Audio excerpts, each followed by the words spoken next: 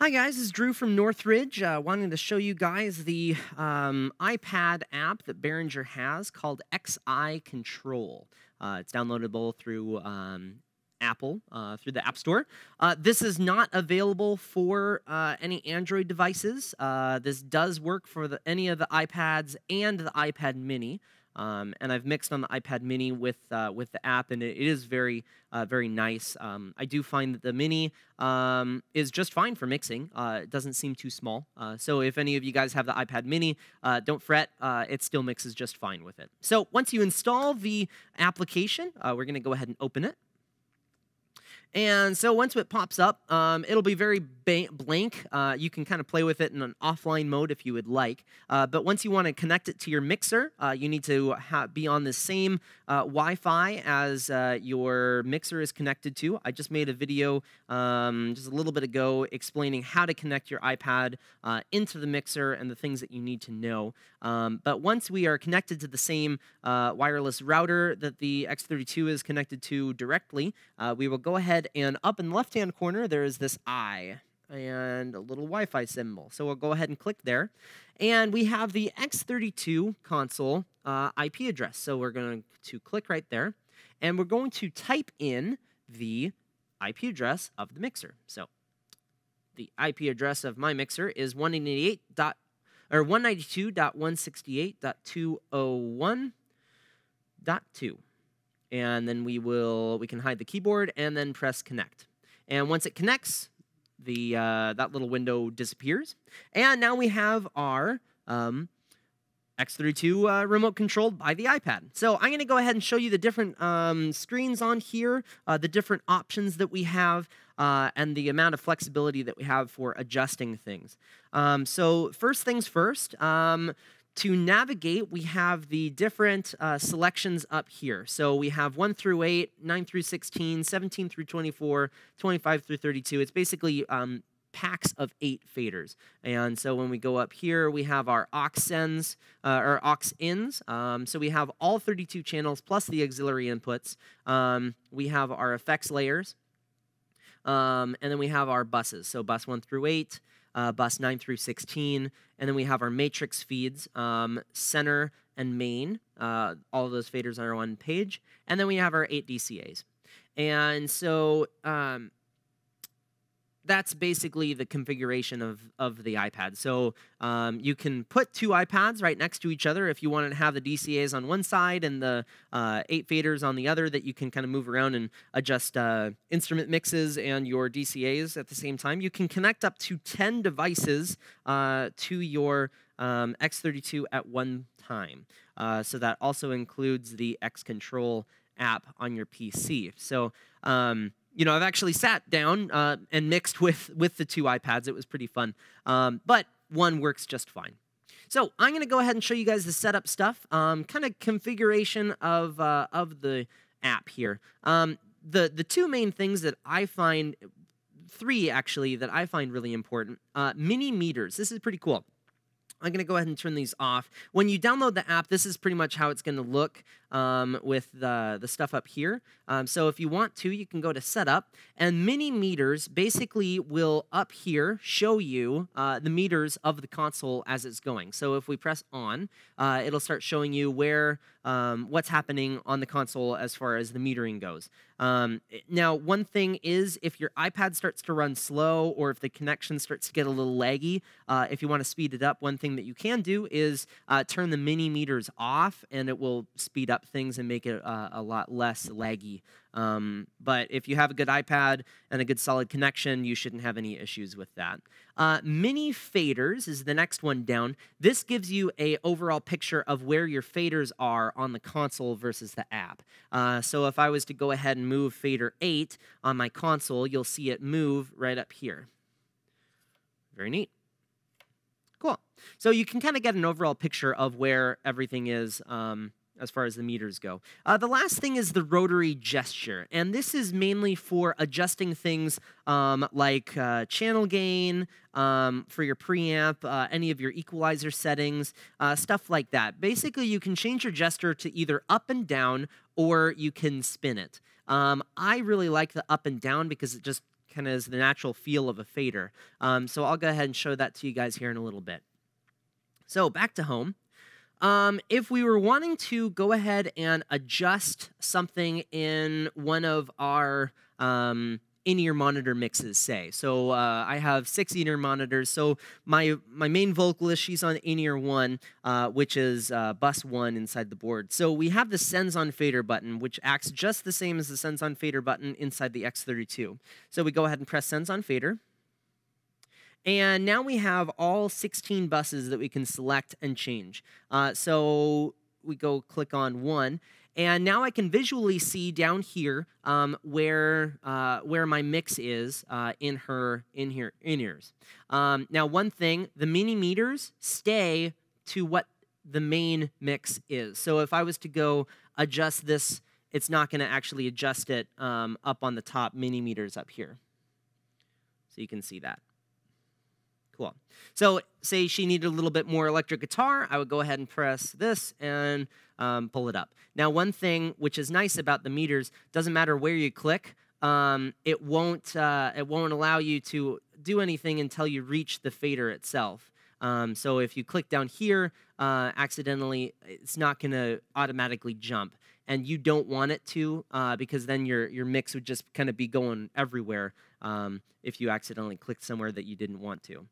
So to get back to our main mix, we would press Sends on Fader again, and it would get back to our main mix. So now we have our main mix, and then we can go adjust things as they are in the main mix. And then if you needed to go back to the Sends on Fader, we would just press the Sends on Fader and go back to monitor mix 3, and then we needed some more vocals in that, so we just do that. And then we can press Sends on Fader again, and we're back to the same thing. Now, doing line checks is really nice with this. So say you have a couple choir mics, and you were wanting to make sure that they were connected in the same spots. You can basically take your iPad up on stage and go tap on the microphones, and you can see the channel meters also shows on the main app. So with choir mics, if you went just and tapped on it, you would see the meter going up and down.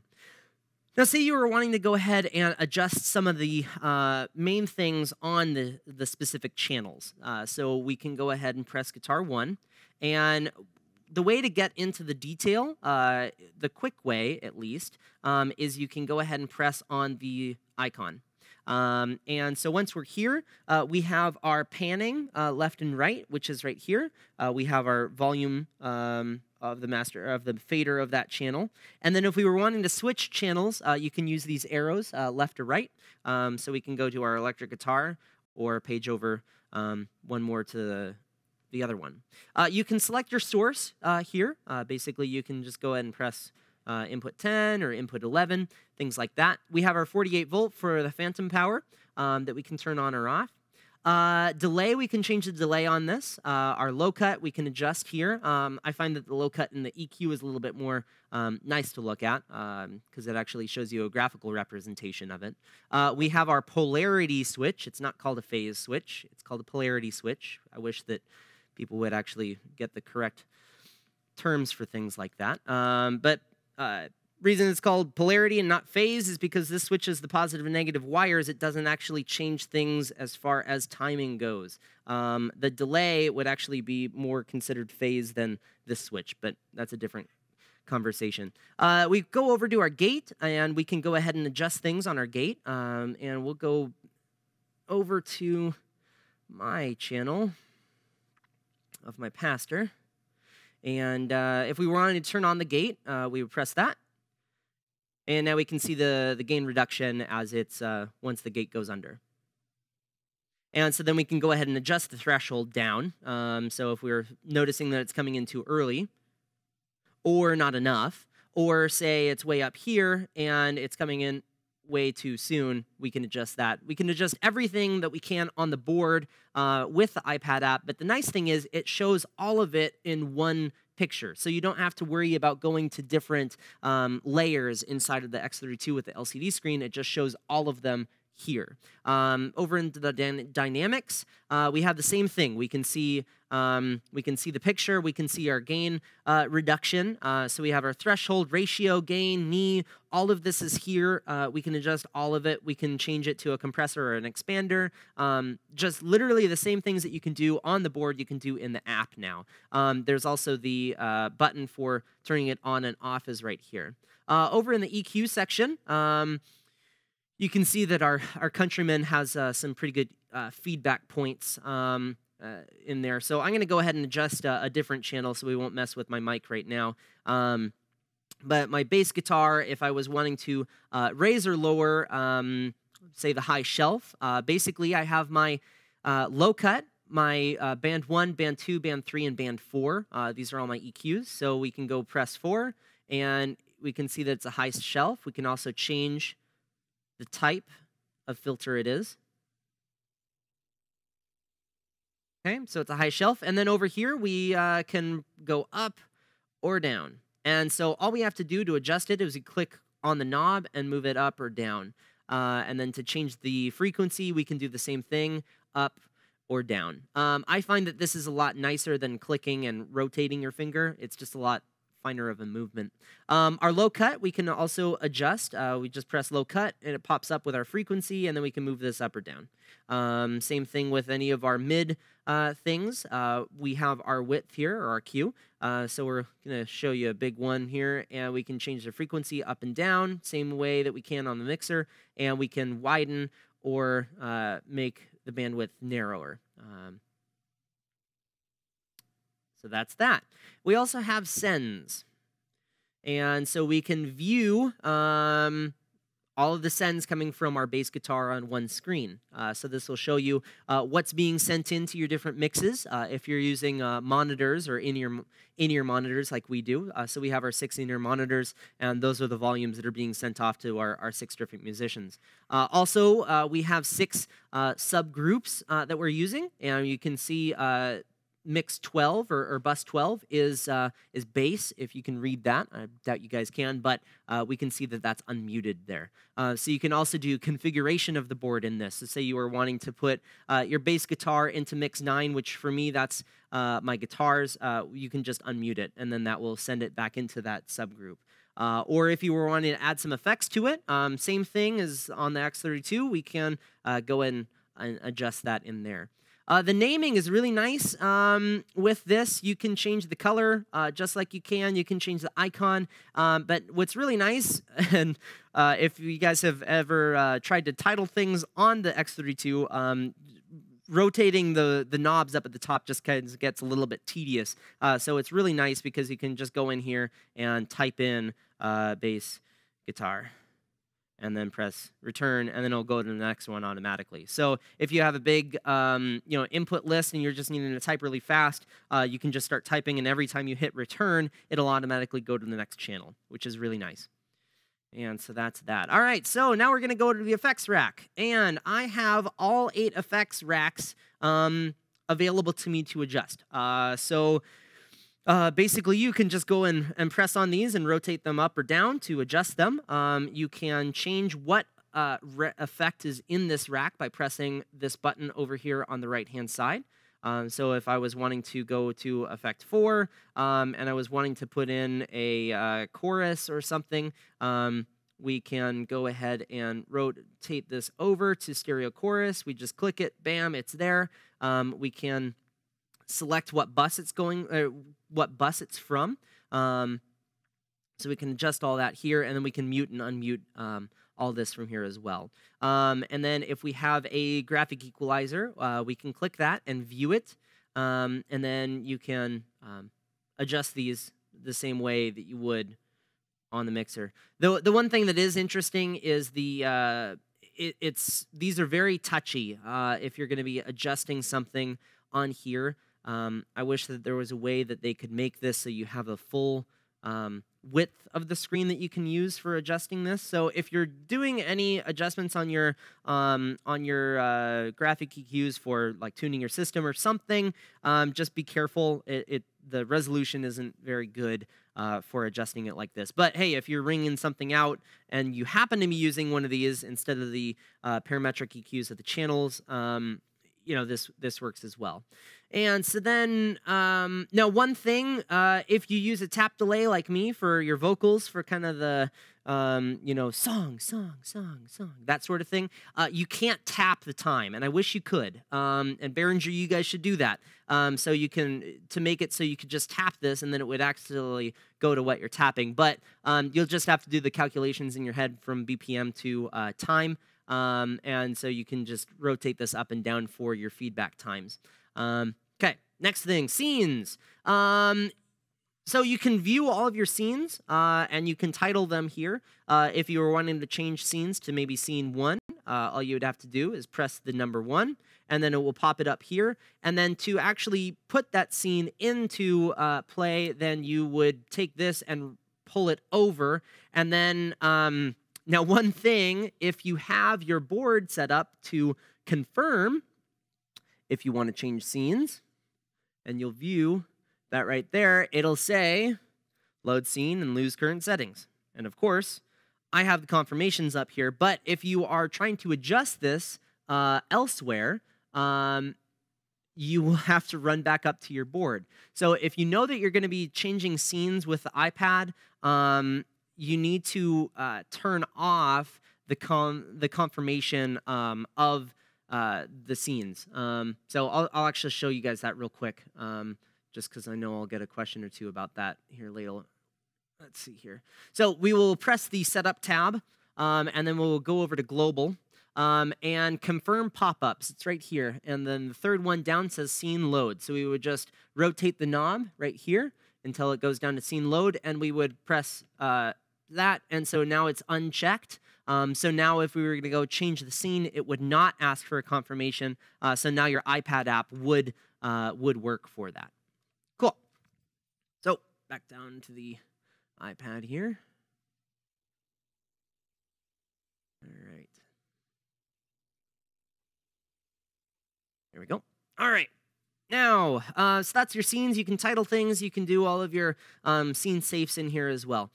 Meters, this is just to show you your meters. So if you wanted to have your iPad just showing you your meters, you could set this on a little stand to the right or the left or above your mixer, and you can see all what's going on. You can also view your mix buses, your auxiliary ins and outs, and your everything. So you can see everything. So you can see the outputs of my of the board, your P16 stuff, all of that. Okay. So now we're gonna go up to recorder. This is kind of nice. So if you are a geek like me and configure some songs onto your USB drive and actually convert them to the correct wave bit rate and everything like that, you can throw your USB up in the USB recorder slot, and you can actually play the songs from your iPad now. So you could technically use this as a background music if you wanted. So you can go ahead and press play, go back to your aux 1 through 8 and turn it up or down, which is kind of nice. So that's, if you did not want to use any of the real estate on the board for making a CD player as your background music, you could do this. Alternet, if any of you guys are using the P16s for your monitors on stage, you can go ahead and configure all the P16 outs from the iPad app, which is nice. And so that's the entire app. That's pretty much everything. So it's really fun mixing on this and kind of mixing things on the board. So also, if you have a new sound tech and you really want to confuse him, you can go ahead and go over to your DCAs and start messing with them, and he'll think that something's going crazy on the board. But it's pretty quick. So here, let me show you guys. It's very fast as far as the fader updates go.